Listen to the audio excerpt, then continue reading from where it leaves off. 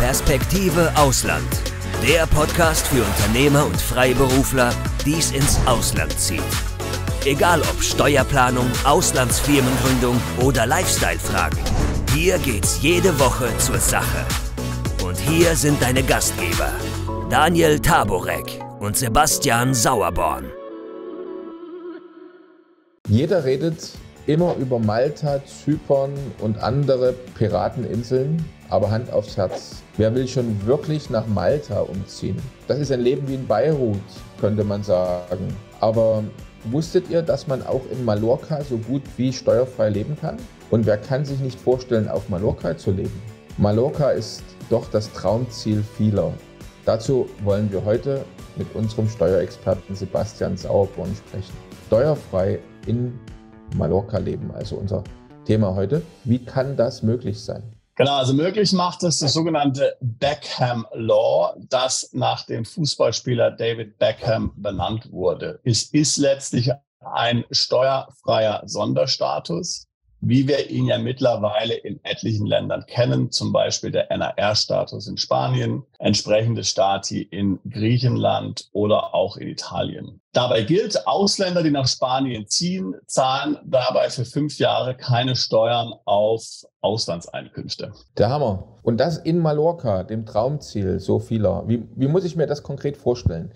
Ich nehme an, dass das, was du gerade erwähnt hast, nicht nur für die Insel, sondern für ganz Spanien gilt. Ist es richtig? Absolut, ja. Also es gilt für ganz Spanien. Natürlich Barcelona, Madrid, Marbella, alles ist möglich. Ja. Wichtig zu verstehen ist, dass das Gesetz nur für Neuzuzügler gilt, ja, die in den letzten 10 Jahren nicht in Spanien gewohnt haben. Wer bereits heute in Spanien wohnt, kann den Status nicht mehr beantragen. Ja, man muss also wirklich schnell handeln und sofort nach dem Umzug nach Spanien den Status dann anmelden. Vorher kann man es nicht machen, muss im Nachhinein machen. Bedingung ist, dass man in Spanien eine Festanstellung hat, und zwar bei einer Firma, die einem nicht selbst gehören darf. Ja, ich kann jetzt also nicht einfach hingehen und sagen, ich gründe mir jetzt eine spanische SL, da werde ich dann angestellt, bin der Geschäftsführer. Das geht also nicht. Und das Gleiche gilt auch für die Ehefrau. Das heißt, es kann nicht so, dass mein Ehepartner jetzt oder ein anderes Familienmitglied da einfach eine Firma gründet und ich bin da angestellt.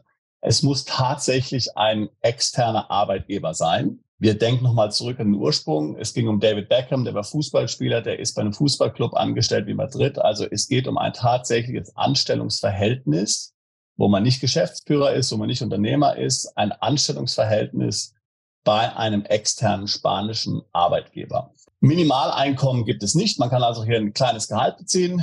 Maximal darf man 600.000 verdienen und die Steuer auf dieses Einkommen sind dann 24%. Ab 600.000 ist es dann mehr. Und das ist die einzige Steuer, die man in Spanien bezahlen muss. Ja, es ist also nicht ganz korrekt natürlich, dass es komplett steuerfrei ist. Ich muss ein festangestellten Einkommen haben, ein festes Gehalt haben. Darauf zahle ich 24% Steuern. Aber das sind die einzigen Steuern, die ich bezahlen muss in Spanien. Alle nicht-spanischen Einkünfte sind steuerfrei.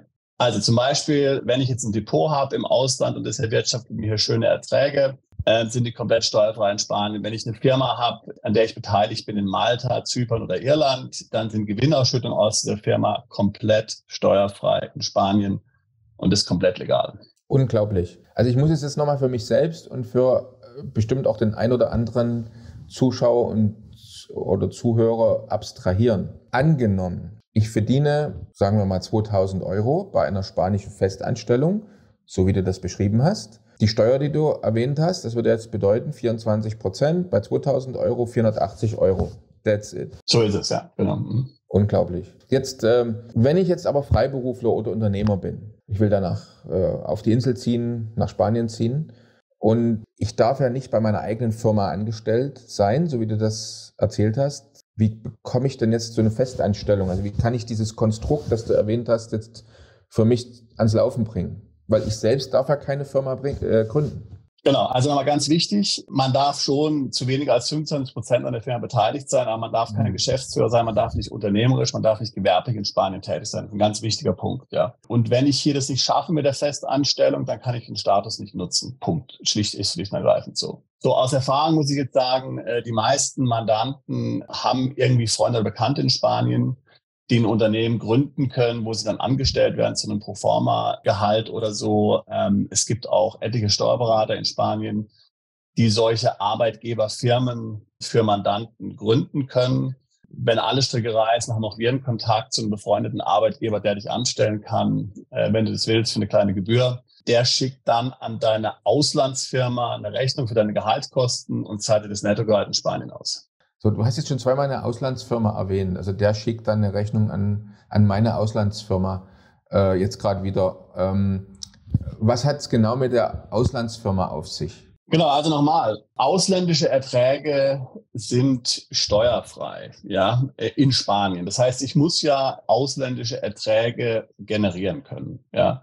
Was sind ausländische Erträge? Ausländische Erträge können alles Mögliche sein, wenn ich jetzt Lizenzeinnahmen aus dem Ausland habe oder wie jetzt viele Fußballspieler. Ich habe hier bestimmte Markenrechte für meinen eigenen Namen, die werden oftmals von irgendwelchen Offshore-Gesellschaften bezahlt und so weiter und so fort, ja.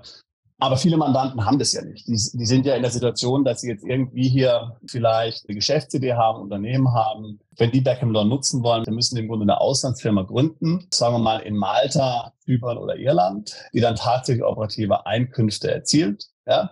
So, jetzt sagen wir mal, dass die Malta-Firma, die ich mir gründe, macht 1 Million Gewinn im Jahr. Dann zahle ich 5% Steuern in Malta und lasse den Rest komplett steuerfrei nach Spanien ausschütten. Natürlich ein ganz idealer Fall ist, wenn ich dann ein Unternehmen verkaufe und fett abkassiere, dann ist komplett möglicherweise der ganze Ertrag mit spanischem Wohnsitz steuerfrei. Man kann es zumindest so strukturieren. Muss man natürlich dann achten, wie das geht. Es gibt natürlich Quellensteuer und so weiter. Das ist alles also sehr vereinfacht geschildert. Ja, das muss man sehr genau sich dazu beraten lassen. Und würde das, was du jetzt gerade erklärt hast, auch mit einer deutschen GmbH funktionieren? Weil es passiert ja immer wieder, ich habe es gerade letzte Woche wieder ein Gespräch mit einem Anrufer gehabt, die sind so verliebt in ihre deutsche GmbH.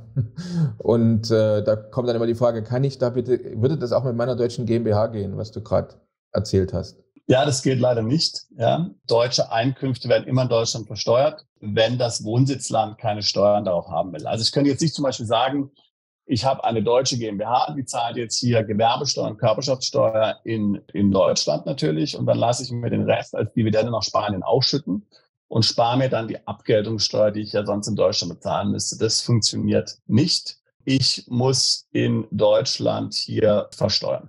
Okay. So eine andere sehr, sehr beliebte Unternehmensrechtsform ist ja die US-LLC. Würde es damit funktionieren, was du beschrieben hast? Auch damit funktioniert es nicht. Eine steuerfreie US-LLC ist ja steuerlich gesehen eine Einzelfirma, also ein Gewerbe.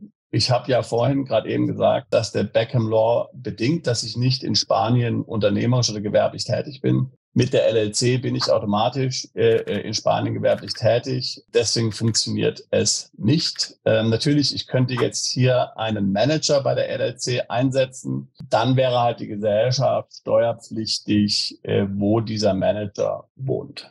Okay. Gibt es noch irgendwas anderes, was man beachten muss, damit es funktioniert? Also wie gesagt, ich kann noch mal nur das wie ein Mantra hier wiederholen. Ja, extrem wichtig, nicht unternehmerisch in Spanien tätig zu sein. Es ist also nicht zulässig, ja, dass ich hier zum Beispiel Geschäftsführer meiner maltesischen Gesellschaft bin oder hier das Tagesgeschäft meiner Gesellschaft in Malta leite. Wenn ich jetzt zum Beispiel eine Gesellschaft in Malta gründe oder Zypern oder sonst wo oder Irland. Ich brauche vor Ort einen externen Geschäftsführer, der dann vor Ort wohnt und der auch ein tatsächliches Gehalt bezieht, wo ich nachweisen kann, der bekommt ein marktübliches Gehalt. So, bei vielen kleinen Gesellschaften kann ich sagen, naja, also was ist hier die Geschäftsführung? Der braucht dafür pro Woche vielleicht einen Tag. Ist ja nicht viel zu machen bei der Geschäftsführung. Ja. Der braucht pro Woche einen Tag, also der kriegt 1.000, 2.000 Euro im Monat. Ja. Aber es muss ich nachweisen, dass der dieses Gehalt bekommen hat. Das nehmen die Spanier extrem ernst. Das Gleiche gilt auch für Trader natürlich. Wie ich schon gesagt habe, Kapitaleinkünfte sind steuerfrei, wenn man nicht gewerblich tradet. Ja. Wenn ich jetzt aber hier natürlich trade, gewerblich, hauptberuflich von Spanien aus, dann sind es gewerbliche Einkünfte, gilt Beckham Law nicht. Einkommensteuer in Spanien muss bezahlt werden und zwar nicht diese 24%, sondern der volle Satz. Ja. Ich habe schon gehört von Kollegen, dass die spanischen Behörden bei einem Trader, der hier verdächtigt wurde, eben hauptberuflich zu traden, die IP-Adressen letztlich vom Provider besorgt wurden, um danach zu vollziehen, wann und wo welcher Trade ausgeführt wurde. So, hier kam jetzt dann eben aufgrund dieses Profils heraus, dass der Betroffene Vollzeit von Spanien getradet hat. Damit ist der steuerliche Vorteil futsch und man hat ein Strafverfahren dann am Bein in Spanien. Man hat es ja jetzt hier bei Shakira zum Beispiel gehört. Also mit den Spaniern ist nicht zu spaßen. Die nehmen diese Sache durchaus ernst. Das gilt insbesondere natürlich auch für Mallorca, weil natürlich dort bekannt ist, dass ein Touristenhochburg ist, dass dort viel, sage ich mal, auch Dinge betrieben werden, gerade diesbezüglich betreffenden Steuern, die jetzt nicht zu 100% lupenrein sind. So, dann stellt sich trotzdem die Frage, wie kann ich, wenn ich jetzt also in Spanien lebe, dann trotzdem offiziell in meinem Unternehmen, zum Beispiel in Malta, mitarbeiten? Also Geschäftsführer habe ich da eingestellt, aber ich will da mitarbeiten. Wie geht das? Ja, genau. Man muss ja auch letztlich im Unternehmen oftmals mitarbeiten. Es geht ja auch nicht ohne ein. Das macht man dann letztlich ganz einfach. Also wie gesagt, Prämisse ist, man hat einen Geschäftsführer in Malta. Und ich habe dann eine Festanstellung bei einer spanischen Gesellschaft, bei einem spanischen Arbeitgeber. Und dann schließt einfach diese spanische Gesellschaft mit der Auslandsfirma, zum Beispiel in Malta, einen Servicevertrag ab, dass sie eben die Dienstleistungen erbringt, die ich dann vor Ort in Spanien erbringe, für die ich ja auch ein Gehalt bekomme. Sagen wir mal also hier Managementberatung, Strategieberatung oder sonst was. Dafür werden meine Bruttopersonalkosten in Rechnung gestellt, sagen wir mal 5.000 zum Beispiel. Und somit ist das Ganze komplett legitimiert. Das heißt, ich arbeite dann in Spanien für meinen spanischen Arbeitgeber, der als Kunde eine maltesische Gesellschaft hat und bin dafür von Spanien im Kundenauftrag tätig. Mein Arbeitgeber wird dafür bezahlt, zahlt mir ein Gehalt. Das Ganze ist komplett legal. Okay, klingt logisch und nachvollziehbar. Gleiche Insel, andere Steuer, andere Frage. Was ist mit der spanischen Vermögenssteuer? Die fällt für Back-Law-Steuerzahler nicht an. Okay. Was passiert nach 5 Jahren? Also ich bin jetzt 5 Jahre auf der Insel oder generell in Spanien. Wie geht es dann weiter? Nach 5 Jahren wird man dann ganz normal in Spanien steuerpflichtig. Konkret heißt es, dass viele Spanien dann verlassen und zum Beispiel nach Portugal umziehen. Da ist mehr oder weniger der gleiche Status möglich für 10 Jahre. Ja, oder wie gesagt, Malta, Griechenland, Italien, wo unter ähnlichen Bedingungen ähnliche Staaten möglich sind. Oder fällt mir gerade ein, Andorra. Da kann ich noch an den gleichen Strand fahren mit dem Auto, aber haben wir doch gehabt im Podcast, 2 Stunden mit dem Auto von Andorra nach, keine Ahnung, Barcelona. Ja, Andorra ist auch ein gutes, klar, super Land, ja. Ja, schön. Also ich denke, dass dieses Thema, was du jetzt gerade erklärt hast, doch für sehr viele unserer Zuschauer und Zuhörer interessant ist, gerade wegen der Beliebtheit des Wohnsitzes. Und deswegen die Frage, bietest du denn jetzt hier Interessenten lokale Betreuung in Mallorca oder Spanien an? Wir arbeiten bei dem Thema Vertrauenssteuer mit einer großen deutschen Steuerkanzlei zusammen, die ein großes Büro auf Mallorca haben, auch mit deutschsprachigem Personal. Die machen diese Anmeldungen letztlich jeden Tag. Die sind da sehr drin geübt. Da stellen wir natürlich gerne den Kontakt her. Wenn dann wieder Firmengründungen im Ausland notwendig sind für Beckham Law Inhaber, da können wir natürlich dann helfen und ins Spiel kommen. Du hast ja gerade das Beckham Law erwähnt. Was rätst du Mandanten, die sich dafür interessieren? Ich rate denen dazu, auf unserer Webseite ein Beratungsgespräch zu buchen. Da kann man dann mal hier die wichtigsten Punkte sicherlich in einer Stunde besprechen und strategisch klären, ob das für einen in Frage kommt oder nicht oder ob möglicherweise andere Länder besser sind. Gut, dann kann ich nur sagen, wie immer, gut, dass wir darüber gesprochen haben. Vielen Dank, Sebastian, für das nette Gespräch. Bis zum nächsten Mal.